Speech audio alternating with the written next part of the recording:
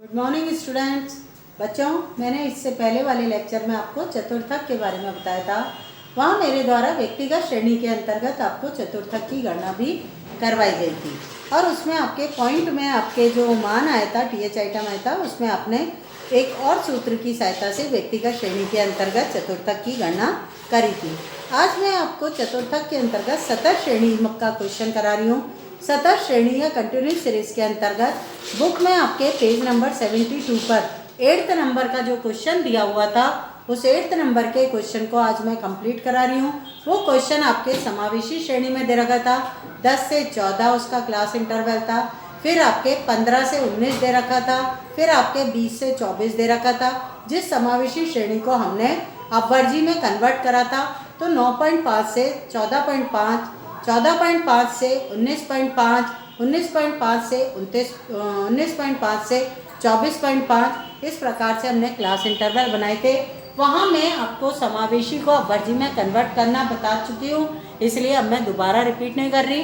Direct मेरे द्वारा इस क्लास इंटरवल को डाल दिया गया है। 9.5 से 14.5, 14.5 से 19.5, 19.5 से 24.5, 24.5 से 29.5, 29.5 से 34.5 और 34.5 से 39.5। इसमें आवर्तियाँ 5, 10, 15, 20, 10 और 5 दी हुई हैं।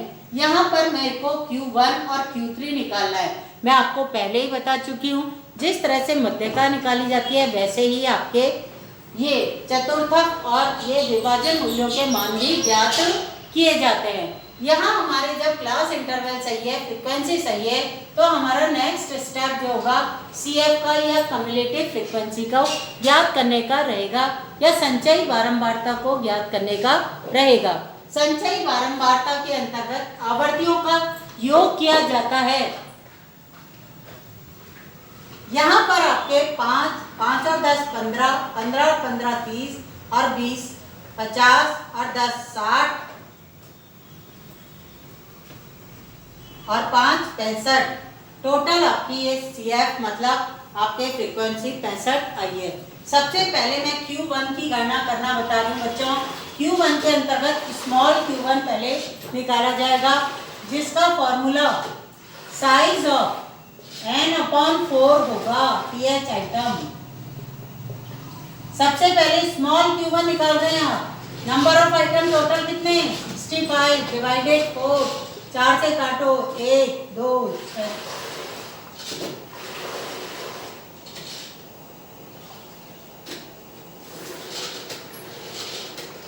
TH आइटम, ये जो 16.25 आइटम आपको प्राप्त हुआ है, पहली बार किस इसमें प्राप्त हो रहा है? 16.5। ये आपके 19.5 से 24.5 के बीच में आपका मॉडल ग्रुप का चयन किया करता है। यहाँ आपका मॉडल ग्रुप जो है Q1 के लिए वो आपका 19.5 से 24.5 के बीच का प्राप्त होता है। अब आप कैपिटल Q1 ज्ञात करेंगे, तो कैपिटल Q1 के अंतर्गत फॉर्मूला होगा L1 plus I/F small Q1 minus C।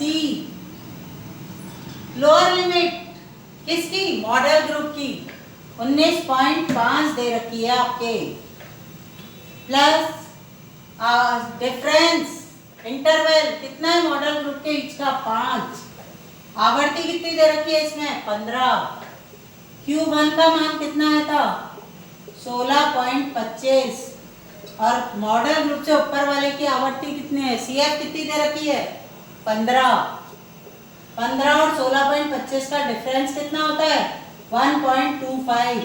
इसको 5 से मल्टीप्लाई करोगे कितना आएगा?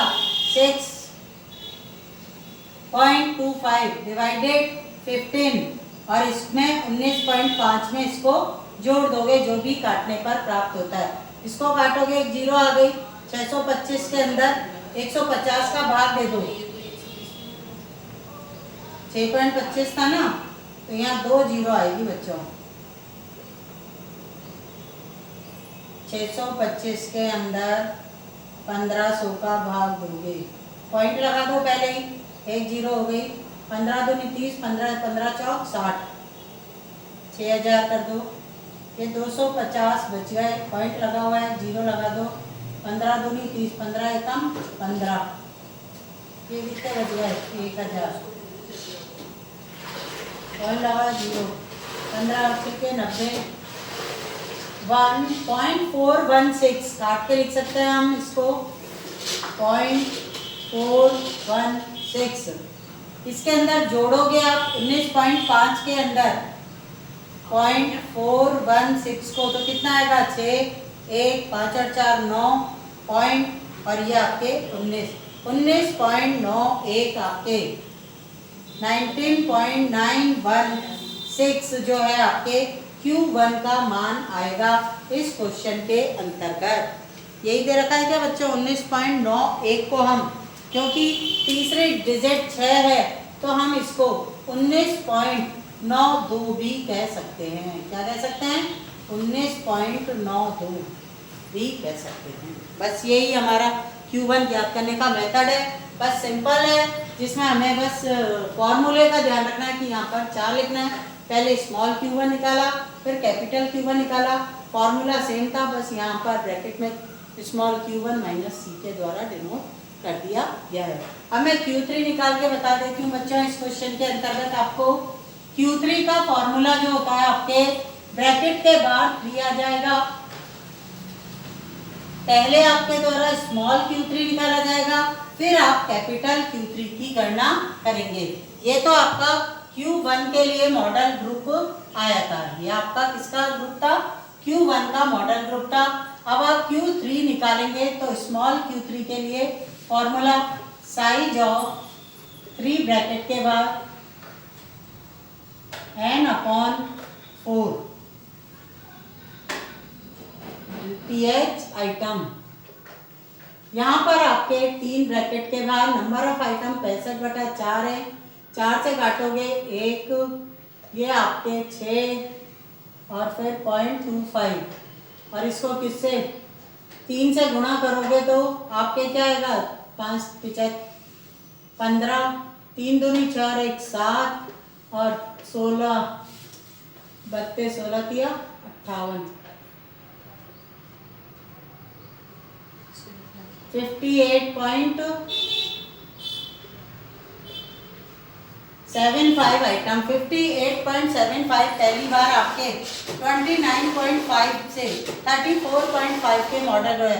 50 से तो अधिक होता है 58.75, तो ये आपके इस मॉडल ग्रुप में चयनित होगा। ये आपका मॉडल ग्रुप जो है Q3 कहलाएगा। यहाँ लिख लो मॉडल ग्रुप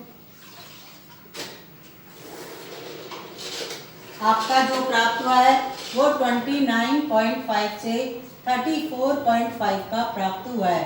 फॉर्मूले के अंतर्गत अभी आपने स्मॉल Q3 निकाला था, अब आप कैपिटल Q3 निकालेंगे। इसका formula L1 plus I/F small Q3 minus C होगा। लोअर लिमिट के मॉडल ग्रुप की 29.5, इंटरवल कितने का है? दोनों के बीच का डिफरेंस 5, आवृत्ति कितनी दे रखी है इसकी? 10। Q3 का मान कितना है था आपके? 58.75, और मॉडल ग्रुप से ऊपर वाली कम्युलेटिव फ्रीक्वेंसी 50 है। 50 और 58.75 का डिफरेंस कितना हो गया? 8.75। 8.75 को 5 से मल्टीप्लाई करोगे तो क्या आएगा? 5 पचम 25, 2 5 सत्ते 35, 36 37, 3 8 पंजे 40 और 3 43। 2 के बाद पॉइंट लगा दो, 10 हो गया। ये पॉइंट हटाओगे तो 0 आ गई। 3 0 के बाद पॉइंट लगा दो, ये काट के ये आपके 4.375, 29.5 ये इक्वल टू का साइन। 29.5 में 4.3 को जोड़ोगे तो कितना आएगा? 5 6 7 8.9 नहीं सॉरी 5 और 3 8 9 10 11 12 13, 13 का 3 2 और 1 3, 33.8 जो है आपके 33.8 जो है आपके वो आपका Q3 का मान आएगा। अच्छा यहाँ पर इस क्वेश्चन को आप सॉल्यूशन यही होगा। Q3 का मान आपके जो प्राप्त होगा वो आपके 29.9। एक मिनट बच्चों, ये मैंने क्या करा है, यहाँ पर आपके 8.75 को 5 से गुणा किया तो आपके क्या प्राप्त हुआ, 43 देखो 5 पचम 25 और 5 सत्ते 35 36 37 3 हासिल के 8 पंजे 40 और 3 43.75/10। तो यहाँ पर 10 का भाग देंगे 43.75 में, तो 4 पॉइंट समथिंग ही तो आएगा। कहाँ गलती हो रही है बच्चों अपने से, या तो ये आंसर गलत दे रखा है इसके अंदर, आप करके देखिएगा। यदि इसमें कोई यही आंसर आ रहा है अपने काटने पर 33.8, या बुक में दिया हुआ आंसर आ रहा है जो Q3 का मान दे रखा है, चेक करके मुझे बताइएगा इसका आंसर। ठीक है बच्चों, थैंक यू।